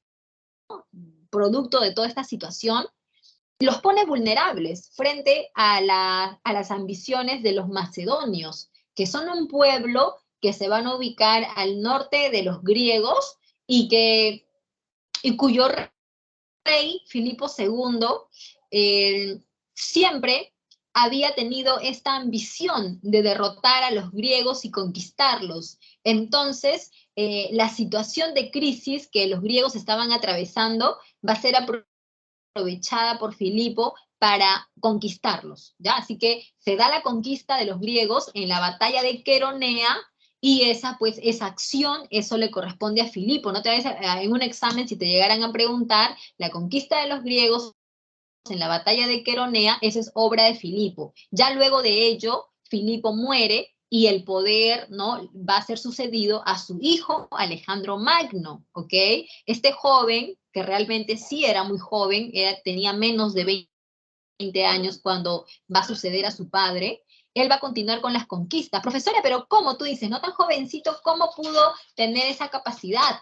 Porque desde niño él fue educado por los mejores, ¿no? Por ejemplo, Aristóteles, ¿no? ¿Quién podría decir que fue educado por Aristóteles? Solamente Alejandro Magno, ¿no? Entonces, aparte de esa educación que tuvo, él también ayudaba, o mejor dicho, más que ayudar, acompañaba a su padre en sus diferentes excursiones militares. Por eso que él estaba preparado, tenía la experiencia a su corta edad, y las conquistas que va a realizar son bastante, pues, significativas, sorprendentes, ¿no? Va a lograr conquistar a los egipcios, la zona de Siria, la zona de Persia, ¿no? Hasta la parte de la India va a llegar las conquistas que va a realizar Alejandro Magno. Muere bastante joven, cuando tenía 30 años aproximadamente, y los que se van a repartir su reino son sus generales. Ahí tienes Antígono, que se va a quedar con la zona la zona balcánica, ¿no? La zona del Asia Menor. Tienes a Seleuco, que se va a quedar con todo lo que fue el imperio de los persas. Y por último, Ptolomeo, que se va a quedar con la zona del norte de África, incluido Egipto, ¿ya? ¿Cuál es la importancia de este periodo que se conoce como época helenística, o también se llama pues época macedónica, cualquiera de los dos nombres? ¿Cuál es la importancia? La helenización. ¿Qué es eso, profesora? La helenización es la fusión cultural entre elementos orientales y elementos occidentales, o sea, que es como un enriquecimiento cultural, ¿no? Entonces, eso es lo importante de este periodo, que es un periodo corto, ¿ya? Porque las conquistas de Alejandro Magno duran aproximadamente una década, es un tiempo bastante corto, entonces lo importante acá es la fusión de culturas. Listo, chicos, ahí tienes una imagen de las falanges macedónicas creadas por Filipo II. Ahí eran sus picas, eran de hasta 5 metros de largo. Esa imagen corresponde a la batalla de Gaugamela contra los persas. Imagínense esas picas, ¿no, chicos? De 5 metros, Dios, Dios. Bueno, ya, dejamos eso. Roma. Roma, jóvenes, es una civilización que se va a originar en el centro de Roma, chicos. Solamente en el centro de Roma. Ya lo que van a lograr después es algo impresionante, ¿no? Van a lograr dominar 3 continentes. Pero en sus inicios, Roma solamente equivale a la parte centro de Roma. ¿Cómo es eso, profesora? A ver, por el centro de Roma pasa el río Tíber y da origen al famoso Valle de Lacio. Este valle fértil va a ser, digamos que va a suscitar la atención de muchos pueblos que van a comenzar a llegar a esta zona para establecerse. Los griegos, los umbrios, etíopes, etruscos, sabinos, ¿no? Son muchos pueblos los que van a llegar a este lugar para establecerse. Pero de todos ellos, hay uno que es el más importante. ¿Y por qué, profesora, es el más importante? Porque es el primero. Y estamos hablando de los latinos, ¿ya? Los latinos son el pueblo que va a llegar, ¿no? a Roma, y ellos son los que van a fundar Roma. Ellos son el pueblo fundador de Roma. Y ya después van a llegar los etruscos, ya llegan los griegos y muchos pueblos más. Muy bien, chicos, entonces esa es la ubicación de Roma, en la parte central de Italia, a orillas del río Tíber. Sus periodos históricos son 3. Tienes la monarquía, la república y el imperio. Profesora, ¿cuál es la diferencia, no? ¿Cómo es esto? Chicos, en la monarquía es fácil, pues. En la monarquía gobiernan reyes. Así de fácil. Monarquía gobiernan reyes. Durante la república ya no tienes reyes. Tienes como institución más importante el Senado. El Senado es el que ejerce las leyes, el que puede decidir sobre asuntos de suma importancia. O sea, ahora vamos a ver, así que el Senado es la institución más importante durante la República. Y durante el imperio, el poder recae en una persona que es el emperador. Si tú me preguntas, profesora, ¿el Senado en la monarquía, en el imperio, no existe? La respuesta es que sí existe, pero no tiene poder. O sea, en la monarquía el Senado es una institución más, en el imperio es una institución más, donde tiene su máximo poder es durante la república, ¿ok? Ahora, vamos con la organización social. ¿Qué pasó? Antes de la organización social, les voy a hablar del origen de Roma, ¿ya? Porque me parece que el orden nos va a ayudar. A ver, chicos, para hablar del origen de Roma, me he venido por aquí. A ver, ya. El origen que tú estás leyendo en la parte de abajo del mapa, ese origen es el histórico, porque te está hablando de cómo diversos pueblos llegaron a Lacio y cómo se establecieron y que los primeros fueron los latinos. Ese es el origen histórico. Pero el origen legendario nos relata la leyenda de Rómulo y Remo, que ustedes más o menos deben conocerlos y nosotros vamos a tratar de resumirlo, ¿no? Que estos 2 gemelos que fueron tirados por un monte por su tío abuelo llamado Amulio, estos gemelitos van a lograr sobrevivir de la caída, van a ser amamantados por la loba Luperca y luego crecen, ¿no? Y una familia de campesinos los rescatan y los crían hasta que se hacen jóvenes. Ya cuando están grandes, descubren lo que les había pasado, ¿no? Por parte de su abuelo, tío abuelo malvado, y van a ir a vengarse, ¿no? Matando, ¿no? A su tío abuelo Amulio y devolviéndole la corona a su abuelo llamado Numitor.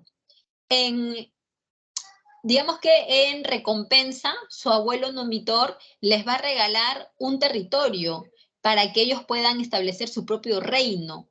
Entre Entonces, Rómulo y Remo, pues, contentos, ¿no? Porque van a tener su propio reino, comienzan a discutir de cómo van a llevar, pues, ¿no? La organización, o sea, dónde van a fundar, ¿no? Digamos que en esta montaña o en esta montaña, ¿dónde vamos a fundar la ciudad? Entonces, cuando están en estas conversaciones, discusiones, Rómulo termina matando a su hermano Remo. ¿Ok? Entonces la leyenda dice que Rómulo mata a Remo, entonces el fundador de Roma es Rómulo. ¿Y quién es Rómulo, profesora? Rómulo es el primer rey de Roma. Acá lo tienes, mira, ve. En la etapa de la monarquía van a gobernar reyes, como te lo dije hace un momento, y esos reyes van a ser 7, ¿ya? 7 reyes. 4 de la dinastía latina y 3 de la dinastía etrusca. En total 7. Por parte de los latinos tienes a Rómulo, tienes a Tulio Hostilio, Anco Marcio y Numa Pompilio. ¿Ya? Tienes a 4 reyes latinos. Pero el primero es Rómulo y es el único que a ti te tiene que interesar. Demás, Numa Pompilio, Anco Marcio, Tulio Hostilio, no importa si no los recuerdas. Lo importante es que recuerdes a Rómulo, porque como puedes ver, él es el primer rey de Roma de la dinastía latina y es el personaje que aparece en la leyenda de Rómulo y Remo. ¿Ok? Ahora, ¿sabes cuál es el problema de los reyes latinos? Que son legendarios, jóvenes. ¿Y sabes qué significa eso? Que es probable que no hayan existido. Obvio, pues. ¿Cómo crees tú que puede haber un par de gemelos que sean amamantados por una loba?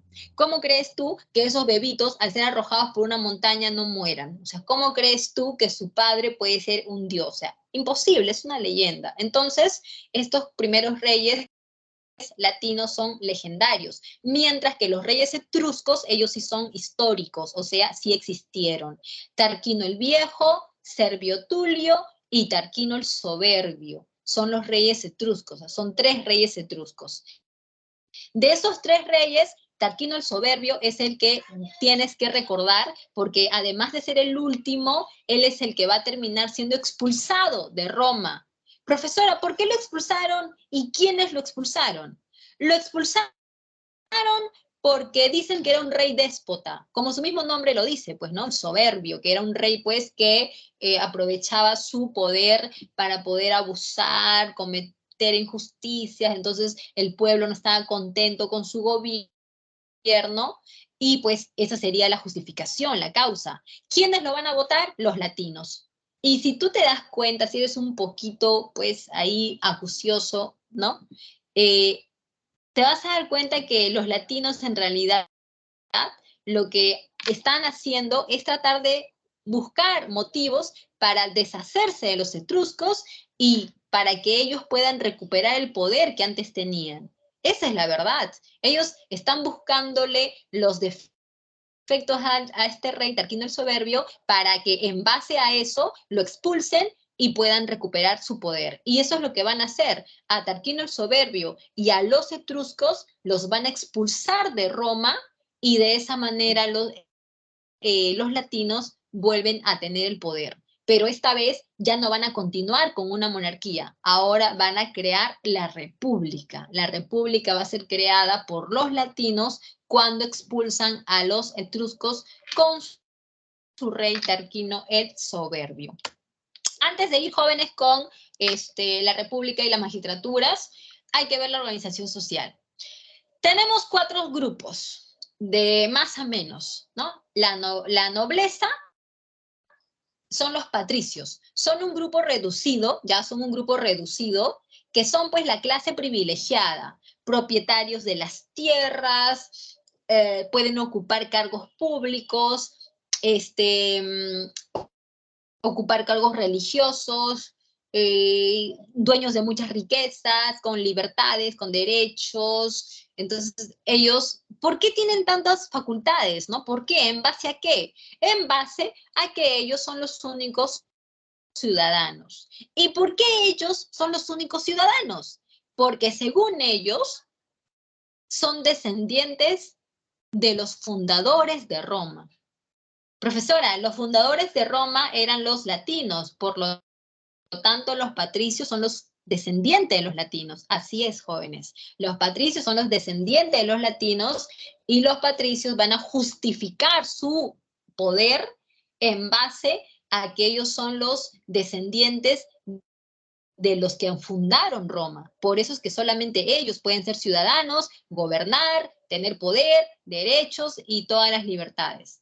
Los que llegaron después de la fundación de Roma o los que son descendientes de los que llegaron después de la fundación de Roma son los plebeyos, que no van a ser ciudadanos justamente por lo que acabamos de decir, pues, ¿no? Que ellos van a llegar después de la fundación de Roma. Por lo tanto, pues, son hombres libres, pero son como menores de edad. No pueden participar de la vida política porque pues no son ciudadanos, tienen que trabajar, tienen que pagar impuestos y los plebeyos van a hacer una lucha para poder obtener derechos poco a poco. El cliente es un plebeyo que ha acumulado muchas deudas. Y hace rato dijimos que en Roma había pues lo que es la cárcel no, la esclavitud por deudas, cosa que pues en Atenas se había tratado de erradicar, ¿no? Pero en el caso de Roma, no era así. Tú tenías muchas deudas y te convertías en esclavo. Entonces, ¿cuál es la salida? ¿Cuál es la manera que tú evites eso? Ir a un patricio dominante y pedirle que te proteja, que te adopte, que te ayude, ¿no? Para que no caigas en la esclavitud. Este patricio dominante te acepta y gracias a su protección tú no te vas a convertir en un esclavo, pero a cambio te conviertes en su subordinado. Tienes que rendirle obediencia, lealtad por el resto de tu vida, ¿ya? A este patricio dominante que es un paters familias. Chicos, en Roma era muy importante el origen, tu origen familiar. O sea, ¿cómo te explico esto? Imagínate que tú te apellidas González, ¿ya? Tú eres González. Significa que todo tu clan, toda tu familia son la familia de los González.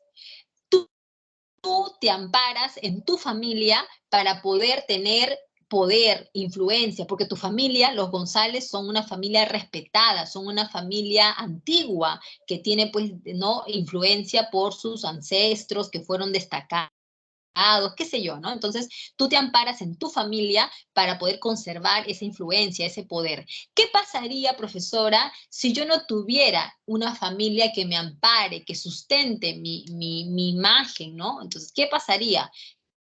Tendrías que buscar que te adopte otra familia. Si tu familia desapareció o la perdiste, no sé, tienes que buscar que otra familia te adopte. La familia en Roma son las gens, ¿no? Las gens son un conjunto de familias, ¿no? Que están unidas y que en base a eso se justifica pues la influencia que pueden tener. Cada persona, cada patricio sí o sí que tenía que tener su gens. Si tú no tienes una gens, tienes que ir a buscarlo así, rapidísimo, porque de lo contrario estás en peligro de perder, ¿no? Pues poder y perder tu posición social. Así que era importante mantenerte dentro de una gens y si la perdías tenías que tratar de que otra te adoptara. Muy bien, entonces pues el cliente era esa persona, ¿no? Que se amparaba en un patricio para no caer en la esclavitud. Y el esclavo, pues, es la mercancía, el objeto que habla, no tiene derechos, ni nada, ¿ok? Lo puedes comprar en un mercado, también son personas que cayeron por deudas o se ganan en las guerras, ¿no? Todos los que son derrotados se convierten en esclavos. En la República hay instituciones, tienes el Senado, tienes las magistraturas y tienes los comicios, ¿ya? Son tres: Senado, magistraturas y los comicios. El Senado es la institución más poderosa durante la República. Ellos hacen las leyes y se encargan de la diplomacia. ¿Qué significa, profesora? Ellos pueden meterse en lo que quieran. Ellos pueden decidir si es que hay una guerra, pueden decidir si es que firmamos la paz, pueden aconsejar a los cónsules, pueden intervenir en asuntos de justicia, ellos pueden tratar asuntos internacionales, de la economía, o sea, ellos tienen esas facultades, ¿ya? Se dice diplomacia, pero dentro de eso encierra muchas facultades que ellos van a tener porque el Senado está conformado por los patricios más dominantes de Roma, los más influyentes de Roma. El Senado asesora a los magistrados. Los magistrados las magistraturas son cargos públicos, son cargos como cónsul, como pretor, como cuestor, y son por periodos de tiempo, puede ser 6 meses, 1 año, 2 años, ¿no? Y pues tiene un salario, ¿no? Formar, ocupar una magistratura, y también hay una sanción si es que tú cumplías o no cumplías, ¿no? Con tus funciones, o te descubrían algún acto irregular, que también podía ser sancionado. Los cónsules son 2. ¿Por qué los cónsules son 2? ¿Por qué no puede ser uno? A ver, pregunta, ¿por qué no podría ser uno? ¿Por qué tienen que ser 2 por 1 año? Bueno, eh, desde Tarquino el Soberbio, que según dicen fue un rey déspota, los patricios van a tener rechazo hacia la imagen de un solo gobernante. O sea, ellos no quieren a un solo gobernante.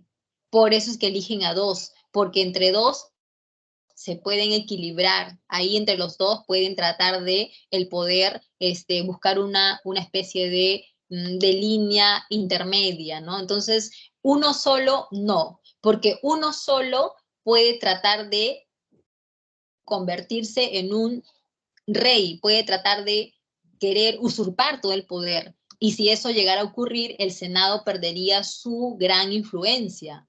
Por eso es que el Senado propone 2 cónsules, y estos cónsules son asesorados por el Senado, o sea, el Senado tiene control hasta en los cónsules, porque era una manera de controlarlos, ¿ok?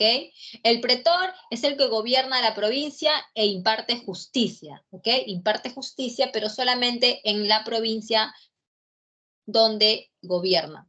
El censor es el que censa a las familias, a las personas, para saber la cantidad de bienes que poseen, y en base a eso cobrar los impuestos, ¿no? Una familia que tiene más propiedades, más bienes, va a pagar más impuestos que otra que tenga menos. Entonces, para llevar esas cuentas, para saber qué cobrar, el censor tiene que, pues, hacer todo esto, ¿no? Esta estadística, para poder conocer esa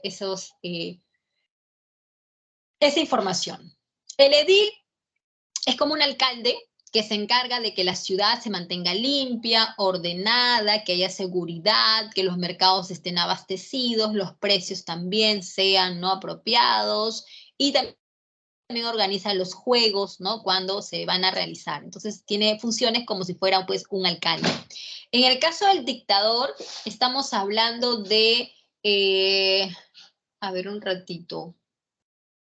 Acá, chicos, me parece, o falta una magistratura. No sé por qué me da la impresión de que falta una magistratura. ¿Ustedes qué dicen, chicos?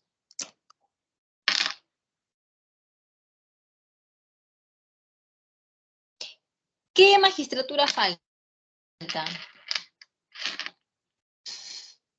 No se dan cuenta, o yo me estoy equivocando. De repente estoy yo equivocadísima.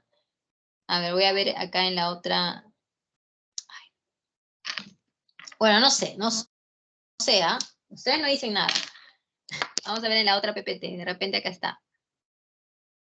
No, no está. A ver, déjeme ver.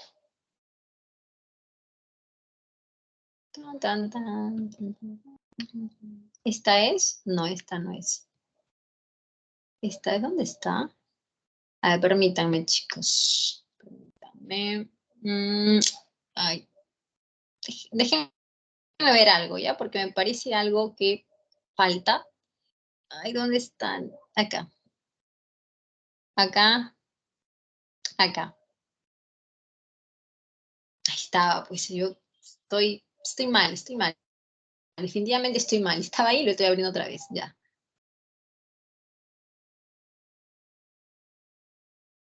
Ay,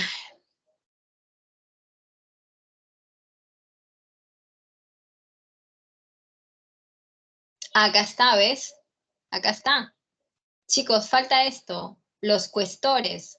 Faltan los cuestores. ¿Se dieron cuenta o no se dieron cuenta, chicos? Estos chicos están durmiendo, creo. Chicos, levántense, por favor. Prendan la cámara todos. Ay, chicos, ya. Bueno, ya está, ya está, ya está. Vamos acá. Bueno, aparte del dictador, ahora viene también el cuestor. Ahora lo vamos a ver, ¿ya? A ver, el dictador es aquella persona que le van a entregar este título en casos de problemas por una guerra o por algún desastre natural, ¿no? Una guerra civil, una guerra externa, ¿no? Entonces, un cargo que se otorga en momentos de emergencia y cuyo cargo le permite al dictador tomar decisiones así, sin consulta, sin tener, pues, intermediarios o límites, ¿no? Él puede tomar decisiones, ¿no? Cruciales y así totalmente espontáneas, rápidas, y esa es la idea, ¿no? De que el dictador pueda, pues, asumir esa encargatura, esa magistratura extraordinaria, pero solamente por 6 meses. Cuando el dictador toma funciones, las otras magistraturas quedan desactivadas, ¿no? No funcionan. Solamente la que funciona es la magistratura del dictador, así, solamente por 6 meses. Luego de eso ya no puede extenderse más, ¿ok? Y el cuestor es aquella magistratura donde el cuestor es como un contador público, es como un contador que se encarga del cobro de los impuestos. O sea, el censor hace el censo para saber cuánto vas a pagar, pero el cuestor es el que te llega a cobrar, es el que hace, pues, en la práctica te cobra el impuesto que vas a tener que pagar, ¿no? Y todo era impuesto, ¿no? Los que pagaban más impuestos eran los plebeyos, ¿no? Impuesto a esto, impuesto al otro, ellos eran los que más se les cargaba con impuestos. El tribuno es aquel magistrado que representa a los plebeyos, ¿ya? Representa a los plebeyos. Y jóvenes, esto te lo voy a explicar a continuación, ¿ya? Así que por ahora lo vamos a dejar ahí. Y en cuanto a los comicios, tenemos 3 asambleas. La asamblea curial, la asamblea centurial y la asamblea tribal. La asamblea curial es aquella que está, pues, organizada solamente por patricios, ¿ya? La asamblea curial es aquella donde está integrado por patricios. La asamblea tribal es aquella que está conformada por plebeyos. Y la asamblea centurial es la que está conformada por patricios y plebeyos. Y esa asamblea es la más importante porque es la donde se llega a dar un mayor consenso, ¿no? Patricios, plebeyos juntos van a tomar decisiones más importantes, más equilibradas, porque ambos van a tener participación en ella, ¿ya? Entonces, la asamblea centurial es la más importante dentro de las 3 asambleas. A ver, ya hay que poner en pantalla completa otra vez. Ya, aquí. Chicos, la etapa de la República es una etapa donde los plebeyos van a luchar para conseguir derechos.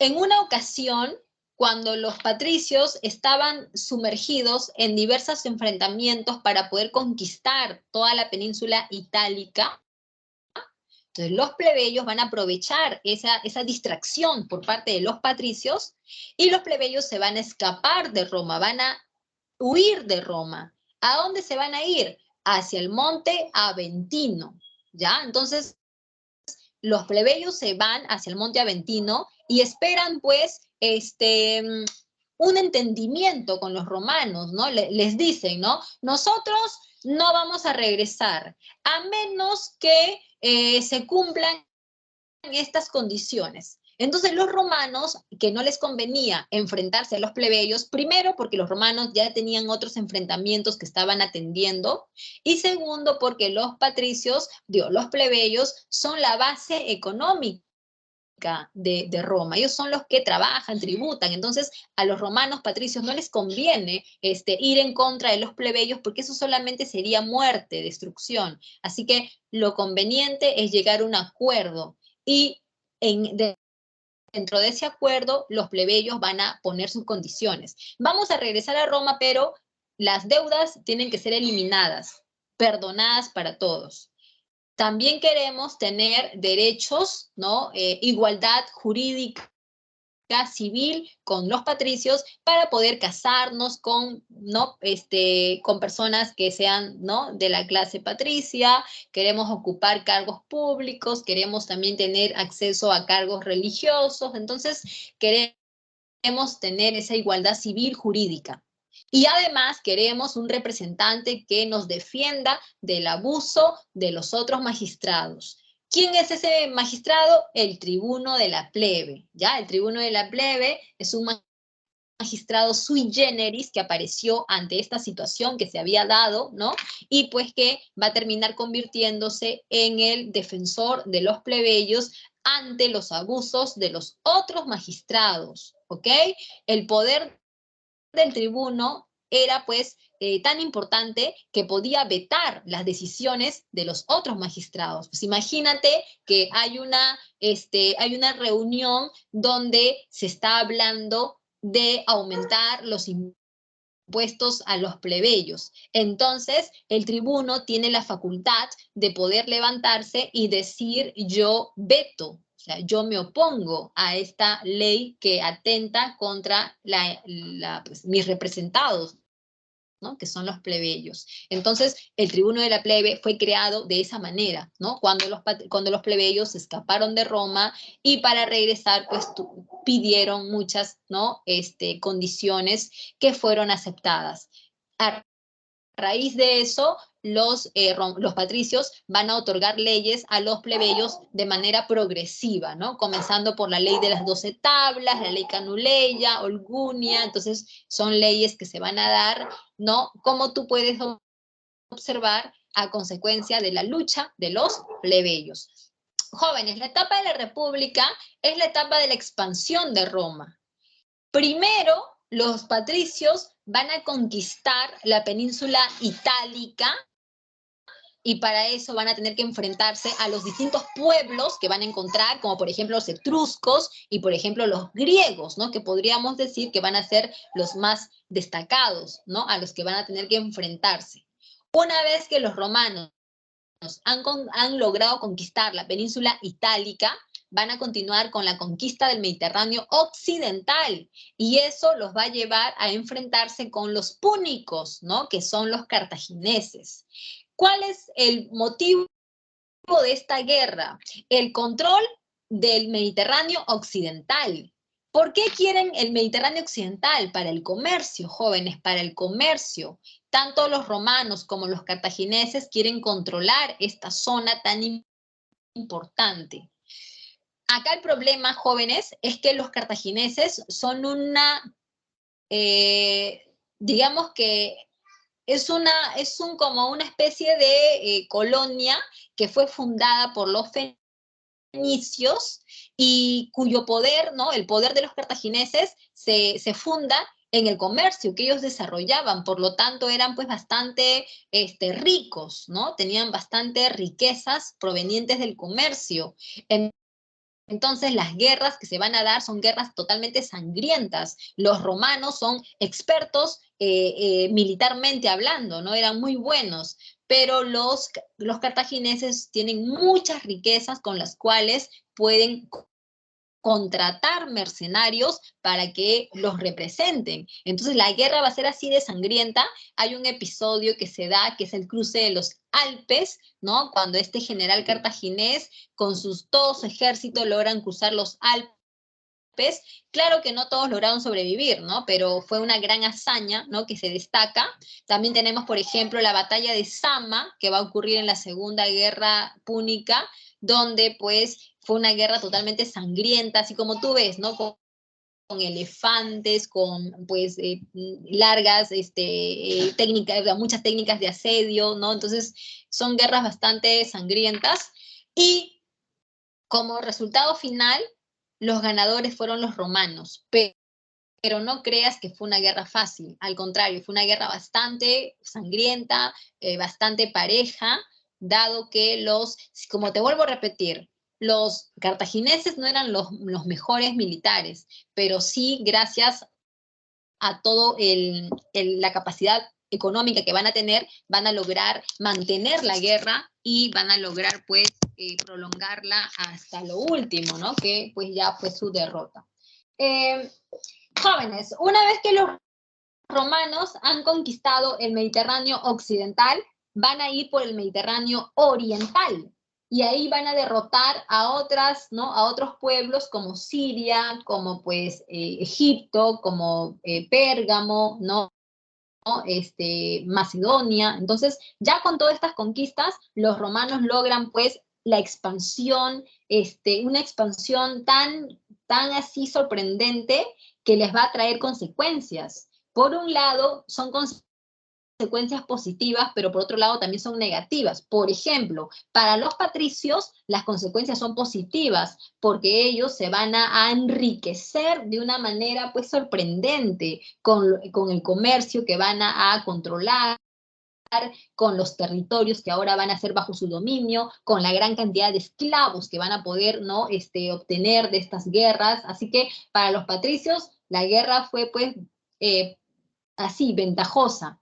Pero para los plebeyos, la guerra les genera grandes problemas, porque número uno, el costo de vida aumenta, ¿no? Con la gran cantidad de riquezas que van a tener los patricios, el costo de vida va a aumentar de una manera que los plebeyos no van a poder, ¿no? Digamos que responder. Y eso los va a empobrecer, los va a endeudar, y a muchos plebeyos los va a llevar a convertirse en esclavos.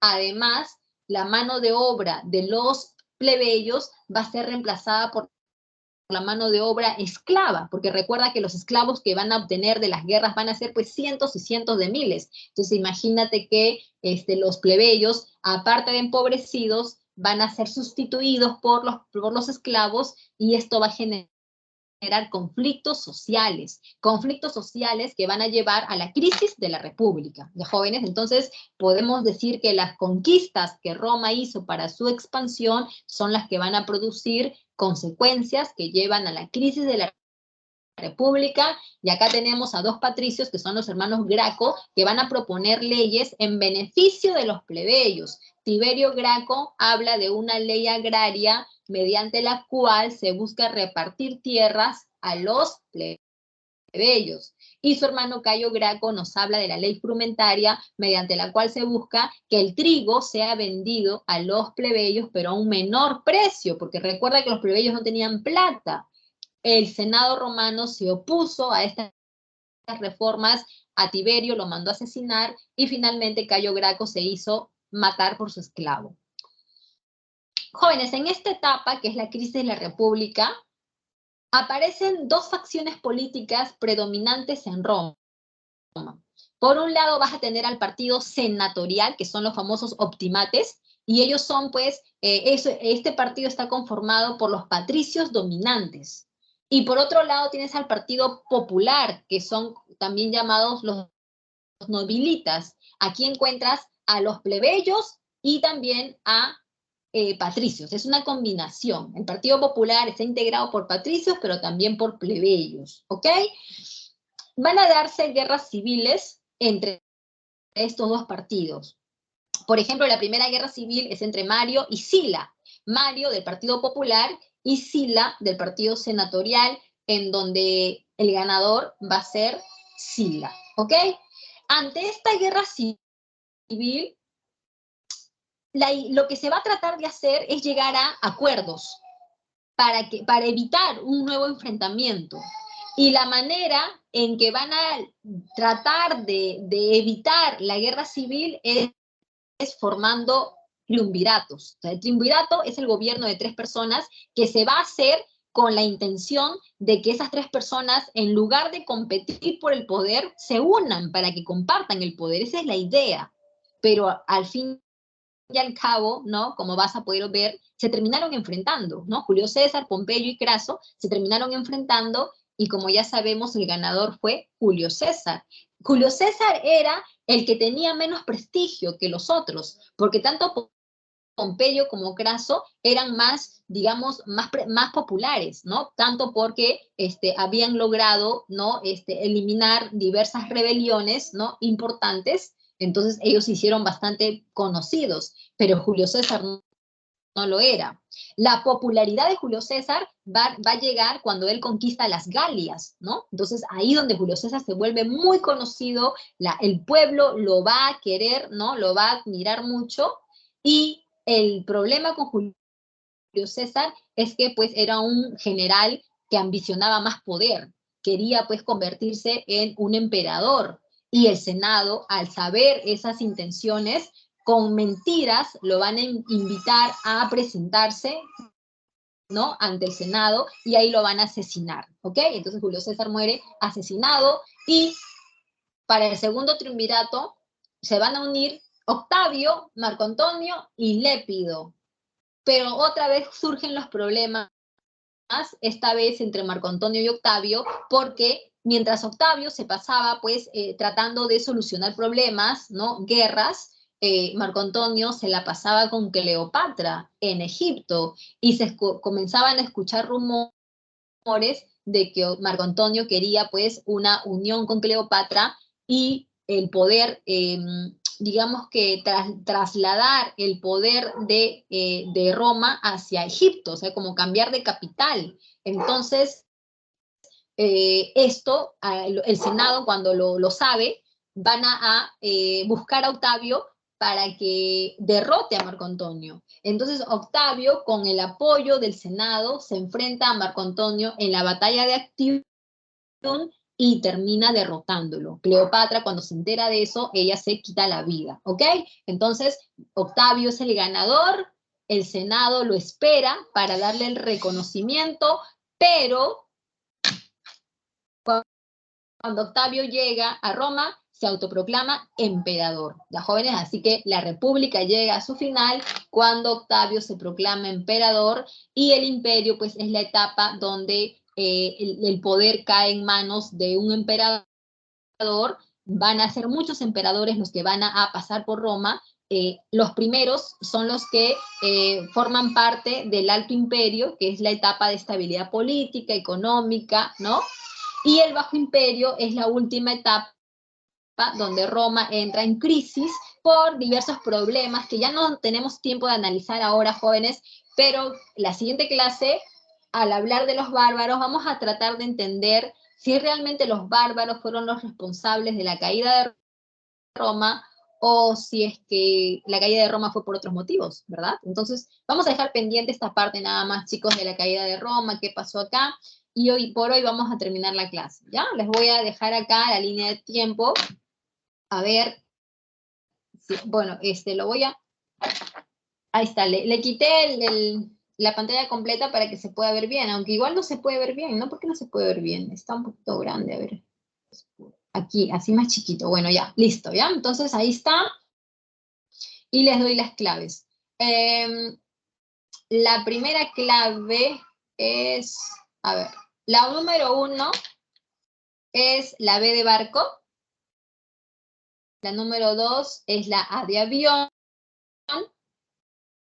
La número 3 es la C de casa.